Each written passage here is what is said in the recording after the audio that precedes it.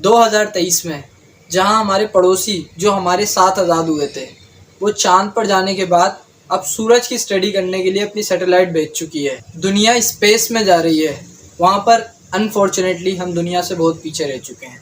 लेकिन फिर भी अब 2023 आ चुका है। जिस वक्त हमारा लिटरेसी रेट बढ़ना चाहिए उसकी जगह हमारे यहाँ पर सुसाइड रेट बढ़ रहा है।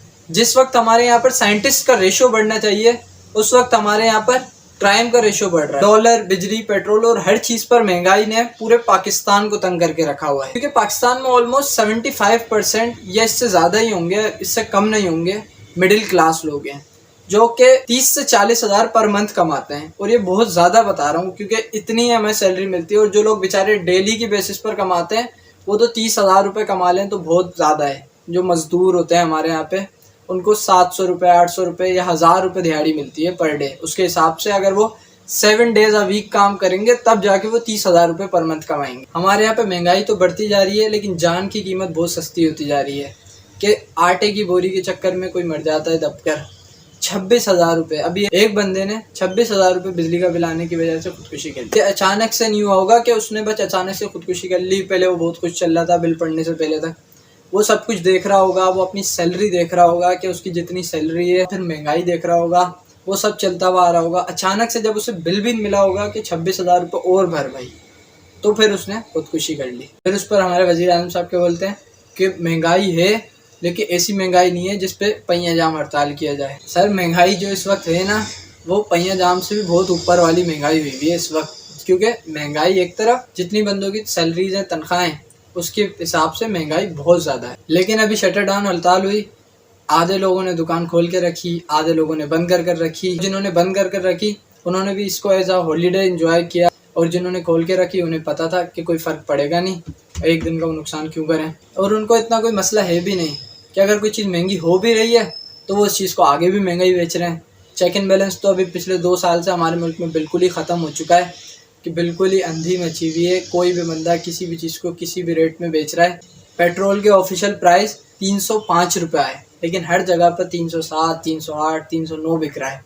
चेक एंड बैलेंस बिल्कुल भी नहीं है, हर चीज़ महंगी हुई भी है। आप खुद सोचें, 1 लीटर पेट्रोल पर अगर 3 रुपये वो एक्स्ट्रा चार्ज कर रहे हैं, ब्लैक में निकाल रहे हैं, 3 रुपये ब्लैक में निकाल रहे हैं, तो एक दिन में कितना पेट्रोल बिकता है? तो उसको मल्टीप्लाई कर लें 3 से, फिर आपको पता लग जाएगा ये पैसे उन्होंने ब्लैक में निकाल लिए। इन लोगों के लिए तो कोई नुकसान है ही नहीं। असल नुकसान तो उनके लिए जो बेचारे नौकरी पेशा लोग हैं जिनको एक स्पेसिफिक रकम पर मंथ मिलेगी, अब उसको उसी रकम में महीना निकालना है। ये थोड़ी है कि आपकी दुकान है, अगर आपको सामने से कोई चीज़ महंगी मिलेगी आप उसे महंगा बेचोगे, आपको तो कोई नुकसान ही नहीं। 40-50 हज़ार रुपये में कोई बंदा भी जितना भी कंजूसी करके भी महीना निकाले ना वो नहीं निकाल सकता। एक फैमिली वाला बंदा 40-50 हज़ार रुपये में नहीं निकाल सकता। इस पर हमारे कराची के न्यू मेयर मुर्तज़ा वहाब साहब ने आके बोला कि मेरी सैलरी भी 50,000 रुपये है। तो मेरा मुर्तज़ा वहाब साहब से यही कहना है कि आप कराची के मेयर हैं। कराची इतना बड़ा शहर है और आप पूरे शहर के मेयर हैं, तो अगर आप एक जगह हैं तो वहाँ से आपको बिल्कुल दूसरे एंड पर भी जाना पड़ेगा क्योंकि पूरे शहर के आप मेयर हैं। तो उस पूरे सफ़र के दौरान जो ट्रांसपोर्ट का अगर खर्चा लगाए ना तो वही 50,000 से ज़्यादा लग जाएगा। आप अपनी अगर पर्सनल कन्वेंस में भी जाएंगे तो आराम से आपको पर मंथ आप लगाएंगे ना तो आपको 1 लाख रुपये, 2 लाख रुपये लग जाएंगे। तो 50,000 रुपये में तो आप बिल्कुल ही नहीं निकाल सकते। उन्हीं 50,000 में जब आप अपना घर का खर्चा भी चलाएंगे तो आपको लग पता जाएगा कि अगर कन्वेंस हटा भी दें तो आप घर का खर्चा भी नहीं चला सकते 50,000 में। बिजली का बिल अलग है, तो ये 50,000 रुपये तो आपको सिर्फ इसलिए दिए जाते हैं कि जेब में रख के घूम लो, बाकी तमाम चीज़ें तो आपको गवर्नमेंट प्रोवाइड कर रही है, गाड़ी से लेके घर तक सब चीज़ें तो गवर्नमेंट दे रही है आपको। अच्छा, फिर एक चीज़ आती है, आवाम शिकायत करती है कि हमसे इतने टैक्स क्यों लिए जा रहे हैं। तो बहुत से मिनिस्टर्स आके बोलते हैं कि टैक्स क्यों नहीं दोगे, ये तो दुनिया देती है, दुनिया में हर बंदा देता है तो आप भी दो, ये तो हर बंदे का फ़र्ज़ है टैक्स देना। तो मैं उनको जवाब देता हूँ क्या दुनिया में लोग देते हैं टैक्स और यहाँ पर भी देते हैं, अच्छा खासा टैक्स देते हैं। एक टॉफ़ी से लेके हर चीज़ पर टैक्स देती है हमारी आवाम। लेकिन जो दुनिया टैक्स देती है, बाहर मुल्क वाले टैक्स देते हैं, तो वो टैक्स की मद में उन्हें फैसिलिटेट भी किया जाता है। उनके पास अगर कभी ज़रूरत पड़ती है तो गवर्नमेंट उनको लोन देती है, गवर्नमेंट इनको सपोर्ट करती है, गवर्नमेंट उनको हर मौके पर सपोर्ट करती है। क्या यहाँ पर हमें सपोर्ट किया जाता है? क्या यहाँ पर हम जो टैक्स पे करते हैं, हर चीज़ में टैक्स पे करते हैं, पेट्रोल जो हम 307, 308 रुपये का डलवा रहे हैं, ये पेट्रोल टैक्स की मद में इतना बड़ा है। बाकी को इतना थोड़ी है पेट्रोल की प्राइस। हर चीज़ में हम लोग टैक्स दे रहे हैं, क्या हमें फैसिलिटेट किया जाता है? मेरा सवाल है ये।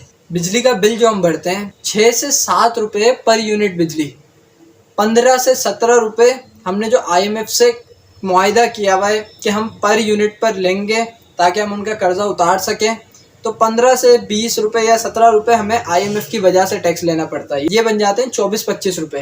लेकिन पर यूनिट हम कितना दे रहे हैं? 50 रुपये या उससे ज़्यादा ही दे रहे हैं।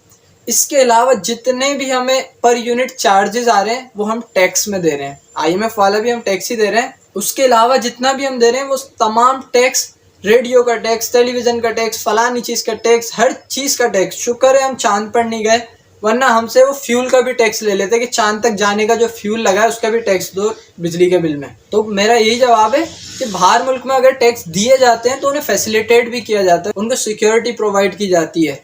लेकिन यहाँ पर भी टैक्स दिए जाते हैं, लेकिन यहाँ पर इन्हें फैसिलिटेट बिल्कुल भी नहीं किया जाता। वो जो बंदा जिसने 26,000 रुपये का बिल आने की वजह से खुदकुशी कर ली, उस चीज़ को अगर हम बाहर मुल्क में बताएंगे तो वो लोग बोलेंगे 26,000 तो एक बहुत बड़ी रकम है जिसकी वजह से बेचारे ने खुदकुशी कर ली, बहुत अफसोस हुआ। लेकिन जब अगर हम उसको कैलकुलेट करें डॉलर में तो बंदे ने सिर्फ $70 की वजह से खुदकुशी कर ली। $70। एक पोंछा लगाने वाला, बाथरूम साफ करने वाला उससे ज़्यादा कमाता है एक दिन में, वहाँ पर एक दिन में कमाता है $70। यहाँ पर 30,000 रुपये, 40,000 रुपये जो तनख्वाह मिल रही है ना, ये $100 हैं। इंटरनेशनल करेंसी में बात करें तो 100 हद से हद $150 यहाँ पे सैलरीज हैं लोगों की। मेरी दुआ है पाकिस्तान तरक्की की राह पर गामजन हो और हालात बेहतर हों। मुझे दीजिए इजाज़त, टिल माय नेक्स्ट वीडियो। अल्लाह हाफ़िज़।